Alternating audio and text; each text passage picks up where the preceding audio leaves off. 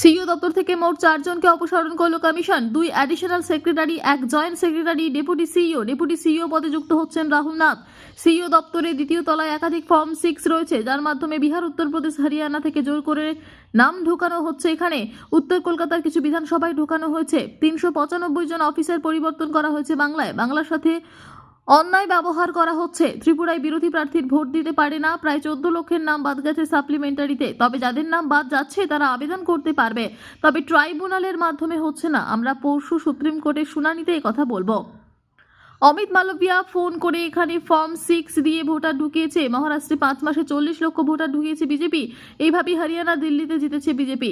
বাংলায় সমস্যা হওয়ার কথা বলেছে অমিত শাহ। এটা হওয়ার কারণ শুধু বাংলাতেই লজিক্যাল ডিসক্রিপেন্সি হচ্ছে, অন্য কোনো রাজ্যে হয়নি, শুধু এটা বাংলায় হয়েছে। কোনো বিএলওকে ট্রেনিং দেয়নি। বিএলও মৃত্যুর দায় অমিত শাহ, জ্ঞানেশ কুমারের। 200 জন মারা গেছেন। সুপ্রিম কোর্টকে বুড়ো আঙুল দেখাচ্ছে সিইও অফিসার কমিশন। যদি অবৈধভাবে কেউ ভোট দিতে আসে, যার বাংলার সাথে কোনো সম্পর্ক নেই, কারো বাড়ি বিহার, ইউপি, 500 থেকে 700 করে নাম ঢোকাচ্ছে, তাদের ব্যবস্থা করবে বাংলার মানুষ। বিজেপি চায় আপনি মাছ মাংস খাবেন না, দুর্গাপুজো হবে না, রামনবমী হবে, অস্ত্র নিয়ে ধর্ম হবে। আপনি সিসিটিভি ফুটেজ দেখান। সিইওকে বলছি। কমিশন বলছে 8 থেকে 10,000 ফর্ম জমা পড়েছে। আমরা বলছি 30,000, 40,000। তবে 200 জন এসেছে নিশ্চয়ই এই 8 থেকে 10,000 ফর্ম দিতে। তাহলে তাদের সিসিটিভি ফুটেজ দেখান। ভাটপাড়া, জগদ্দল, নৈহাটিতে 500 থেকে 600 করে ভোটার ঢুকিয়েছে। এরা সবাই বিহার, উত্তরপ্রদেশের লোক। বুথে বুথে ওয়েবকাস্টিং হবে, গাড়িতে ক্যামেরা থাকবে, ওদের অফিসে থাকবে না। বিচার ব্যবস্থার এক অংশের উপর আস্থা নেই। যদি লোকানোর থাকে তাহলে লিস্ট বের করে দেব।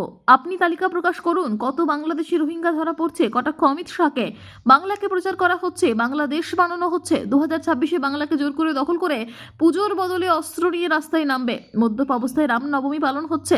যারা বাংলাকে উত্তরপ্রদেশ করতে চায় তাদের উত্তর দেব। আগামী 1 তারিখ ফর্ম 6 জমার শেষ দিন করা হচ্ছে। আমাদের কর্মীদের নির্দেশ দেব যাতে কে আসছে কে বেরোচ্ছে কমিশনে খেয়াল রাখে।